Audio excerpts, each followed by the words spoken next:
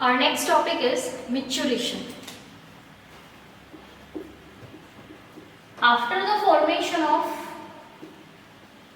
urine in the kidney, urine is transported through the ureters to the urinary bladder. We know that urinary bladder is made up of smooth muscles, so it will store urine. It will keep on storing the urine until it gets full. So here we talk about how do we remove urine from our body. So what is a maturation? Maturation is a process of voiding urine. Remember, voiding word लिखा है. Voiding मतलब to remove करना, not avoiding. Okay, so it is voiding urine. We know that the urinary bladder is made up of smooth muscles. Let's say this is a urinary bladder and this is the inner wall. We know that it is made up of smooth muscles. Now, the urine gets stored over here. So first thing is what? The bladder gets filled. The urinary bladder gets filled. Once the urinary bladder gets filled, what happens? In the wall of urinary bladder, a stretch is filled. Okay, उसमें भर गया तो वो थोड़ा ऐसा खींचेगा. तो this urinary bladder gets stretched.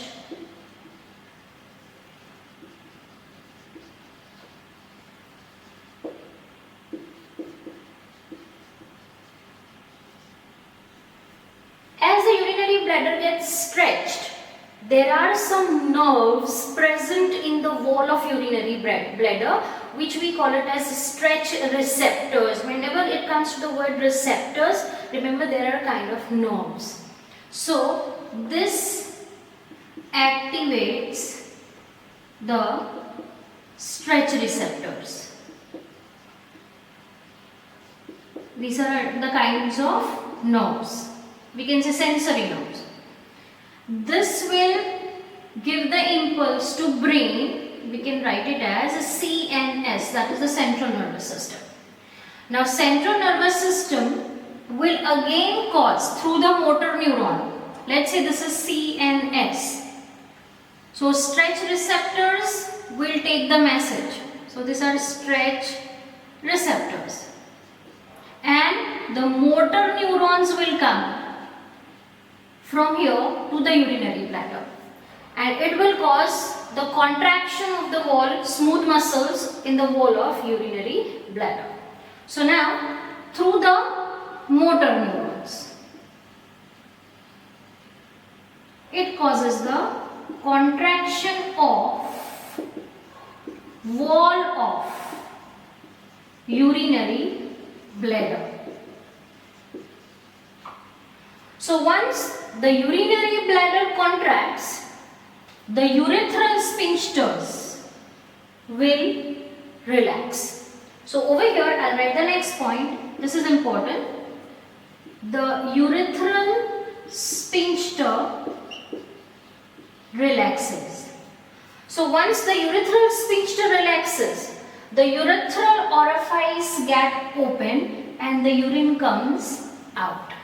So here, urethral orifice open and the urine comes out. So this process is known as maturation. Now you can see that stretch receptors are going up, giving the message to CNS, the motor neurons are coming and causing the contraction of the wall, wall of gallbladder. So it is a kind of reflex. The sensory neuron taking, the motor neuron bringing it. So this process is also known as maturation reflex. It is also known as maturation reflex. And this is a reflex for voiding or for removing urine, and in general terms we call it as urination. After completing the topic of maturation, we know that urine comes out, and after the urine comes out, what is exactly urine and what is the importance of urine. So if we just let us understand a small brief idea, what is urine? So we know that urine is a basic nitrogenous metabolic waste which is eliminated through kidney. How much amount is removed? It is 1 to 1.5 liters. 1 to 1.5 liters per day. The color is pale yellow, the pH is acidic, and the amount of urea present in urine per day, remember per day it is 20 to 30 grams per day in 1 to 1.5 liters of urine. Now what are the conditions, the clinical conditions which are really helpful to understand the kidney function or to understand the body physiology? So we will understand some of the conditions which I have written over here. The first one is glycosuria. Glycosuria is a condition in which presence of excess of glucose in urine. So if there is glucose in urine, we know that if there is excess glucose in urine, we call that condition as diabetes mellitus, right? We call it as diabetes. So that is glycosuria, which is generally found in diabetic conditions. Then if we say about ketonuria, what is ketonuria? Presence of ketone bodies in urine. These both conditions this and this, both are found in diabetes mellitus. This is also found in diabetes mellitus. Now, oliguria. Oliguria means what? Where the person does not pass frequent or much urine, means scanty urine has been passed or less urine has been passed, that condition is known as oliguria. So you can write it as less urine. The next is anuria. Anuria means what? No urine at all. If the person is not passing any urine at all, then it is known as anuria. No urine. No urine is excreted out from the body, and that is something we can say a dreadful condition for the body, so we call it as anuria. What is polyuria? You can say frequent and much amount of urine is produced.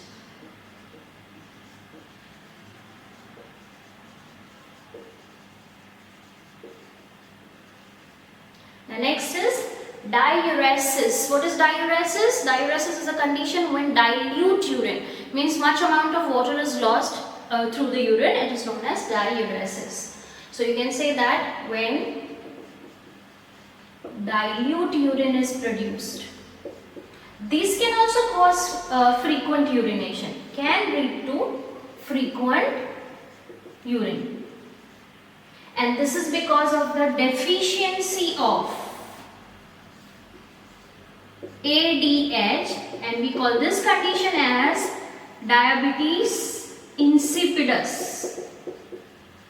Diabetes insipidus. That is because of the deficiency of antidiuretic hormone, or we also have called it as vasopressin.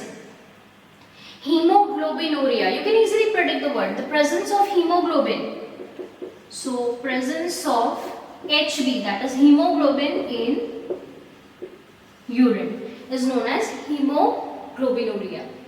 Proteinuria, that is presence of protein. That is what you call it as proteinuria. Hematuria. Hematuria means what? Presence of blood in urine. So this is again in urine and this is again in urine. So what are these conditions? These are different conditions which are helpful to diagnose certain conditions, maybe like uremia, maybe like diabetes, maybe like diabetes insipidus mellitus. So these conditions are generally some biological words, some medical words which are used in clinical diagnosis of the body conditions. Now we'll talk about the disorders of excretory system. So here we go first with uremia. Now remember that whenever the word comes amia, means something in blood. If the word comes urea, then something in urine, like glycosuria, so glucose in urine. If I am talking about amia, that means in the blood. So if there is excess of urea present in blood, It is known as uremia. What is it called? Uremia. Means what? कहीं ना कहीं urea blood में रह गया है. क्यों रह गया है? तो भाई किडनी बराबर काम नहीं कर रही है, किडनी ठीक से काम नहीं कर पा रही है, इसलिए. So the causes is maybe kidney failure, kidney fail हो चुकी है, और you can say it as कुछ बैक्टीरियल इन्फेक्शंस हुआ है किडनी के अंदर. सो दिस कैन बी, और किडनी में कोई इंजरी हुई है, you can say that injury to kidney. So this can be the cause of condition called uremia. कि ये यूरेमिया ऐसी बीमारी है जब कब होती है, तब हमें हमारी बॉडी में यूरिया का अमाउंट पर्टिकुलरली ब्लड में बहुत ज्यादा इंक्रीज हो रहा है. क्यों इंक्रीज हो रहा है? किडनी फेल हो चुकी है. ओके, अब इसका क्योर क्या है? तो the cure to it, basically no cure, we can say a treatment. A treatment is known as dialysis.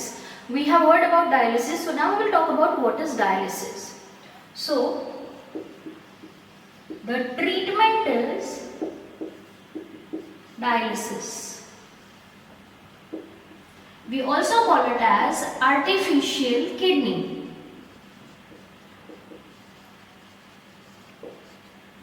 And the machine is known as, the process is known as dialysis, whereas the machine is known as hemodialyzer. The machine on which dialysis is done artificially is known as hemodialyzer. Okay, which we call it as artificial kidney.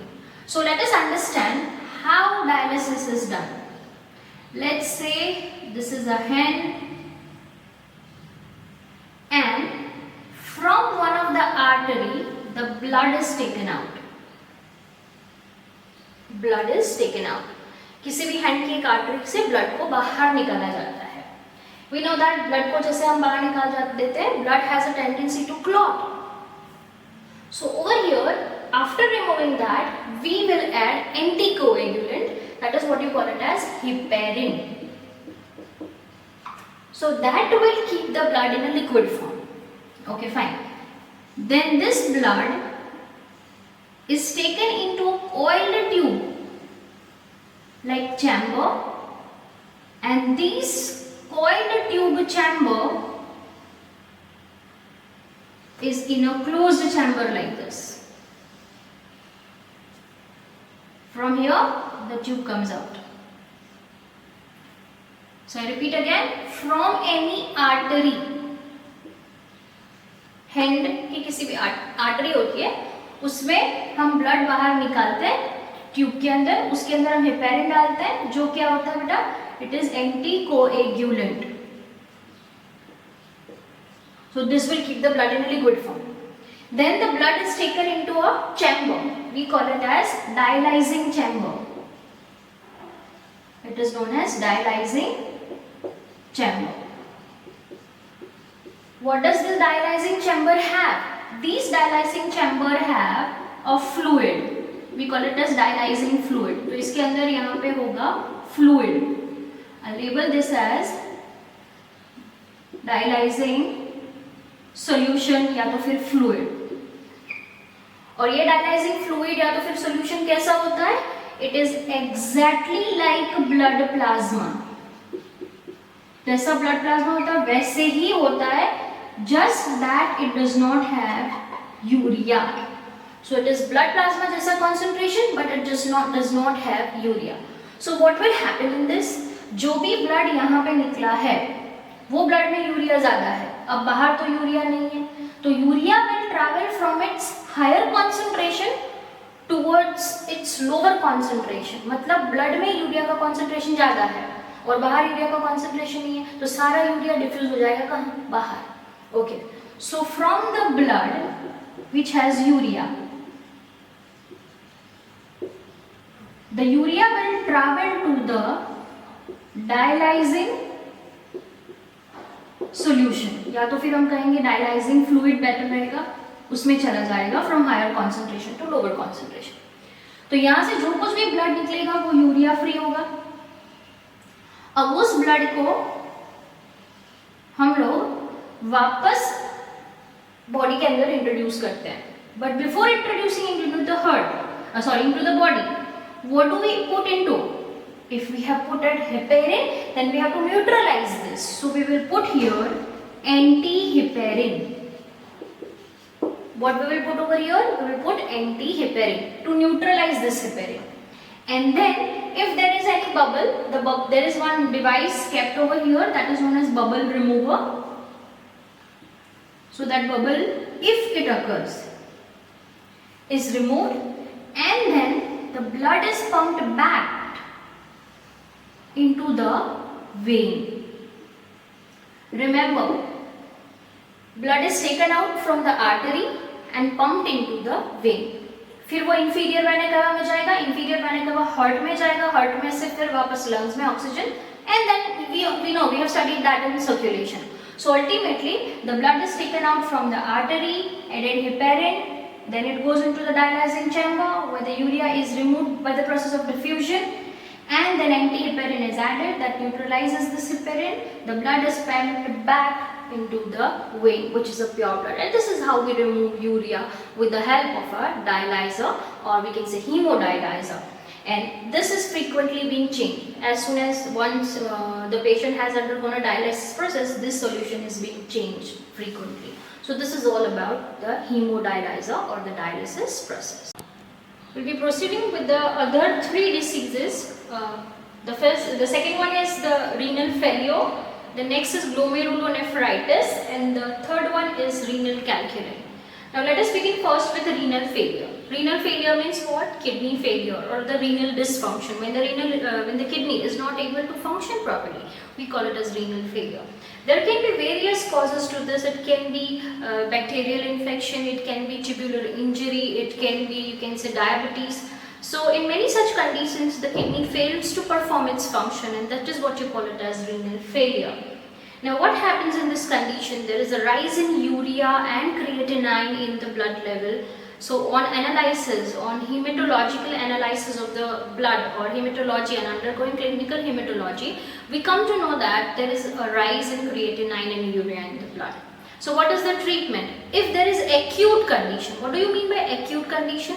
Kidney fail हुआ है लेकिन बहुत बुरी तरीके से नहीं, कुछ percentage fail हुआ है, कुछ काम कर रहा है, तो उस टाइम पे हम डायलिसिस कर सकते हैं. लेकिन अगर kidney failure is total, both the kidneys are totally like failed, not able to perform the function, at that time we will go with the condition which we call it as kidney transplant.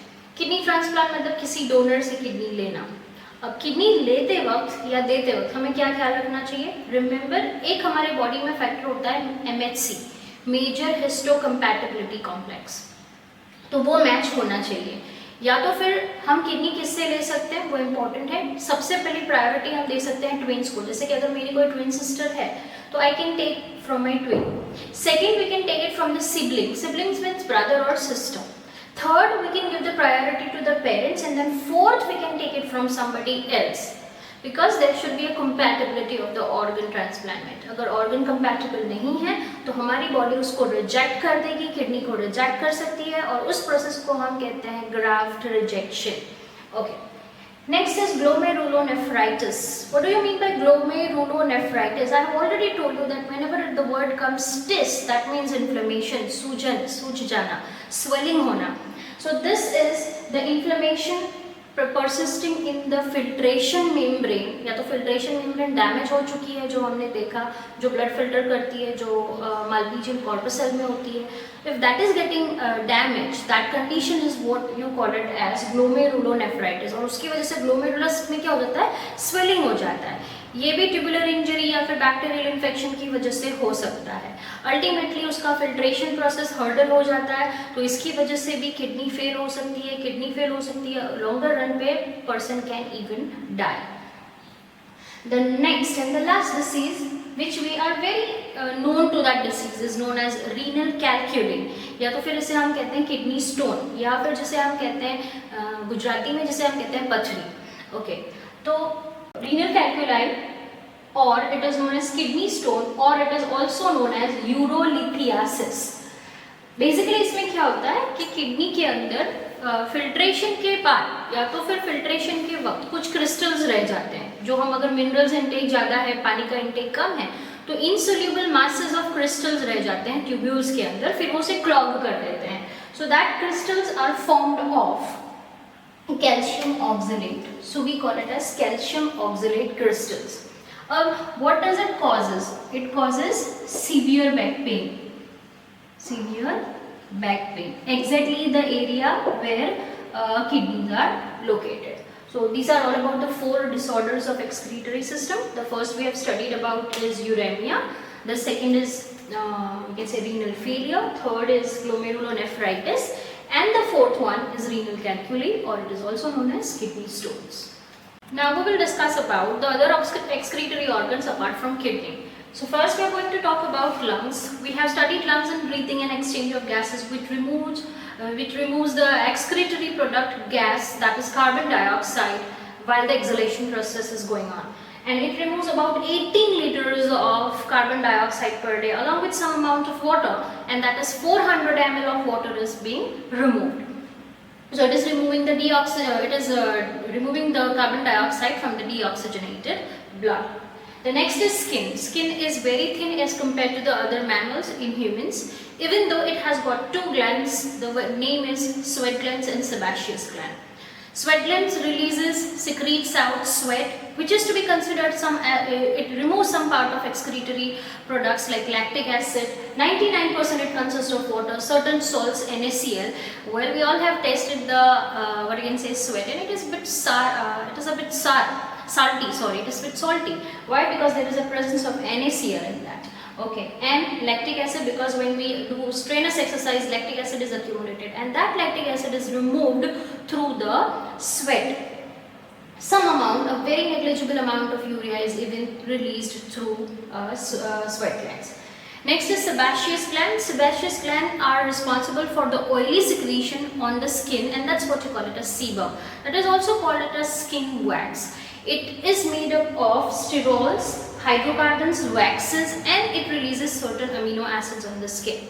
Now, what is the function of the sterols? Basically, it is secreting out as a waste products, but they get deposited on the skin, and being waxy, it does not let the skin gets dried off, and it prevents from the fungal infection as well. So one side the excretory products are eliminated, on the other side they themselves forms a protective layer on the skin. Overall, we also know that the sweat glands also are responsible for maintaining body temperature because we are warm blooded. So generally during summer, when the external temperature is quite high, our body undergoes thermoregulation by pouring out water on the body surface, and that's what you call it as sweat. Then the next is liver. And liver we have studied in the digestive system that it is the dead RBCs it is known as a graveyard of RBC. So RBC वहाँ पे जाके मर जाते हैं और वहाँ पे accumulate होते हैं. उसका जो hemoglobin होता है, that is converted into the pigments called bilirubin and urochrome, which is excreted as a waste through the digestive system. The next is deamination process. We also know that the excess amino acid are processed over here, from which the amine group is removed, and that amine group is being then later on converted into ammonia, and through the ammonia urea is formed, which is a less toxic form. So it is also responsible for deamination and detoxification process. We have studied this detoxification process in detail, and we call it as ornithine cycle, the very first lecture of this chapter. And the last one is what? It also processes and removes the steroids, cholesterol, vitamin C, and certain toxic drugs are all removed. So overall we can say that liver is known as the chemical factory. Apart from this, you can consider intestine also to be included in excretory organs. Why? Because we know that it removes the excretory fecal waste by the process of egestion. The undigested, unabsorbed waste, which is not necessary for the body, is not being absorbed by the intestine, and it is removed through the anus as a fecal waste. So you can consider intestine as well as one of the excretory organ. So this is all about the excretory products and its elimination.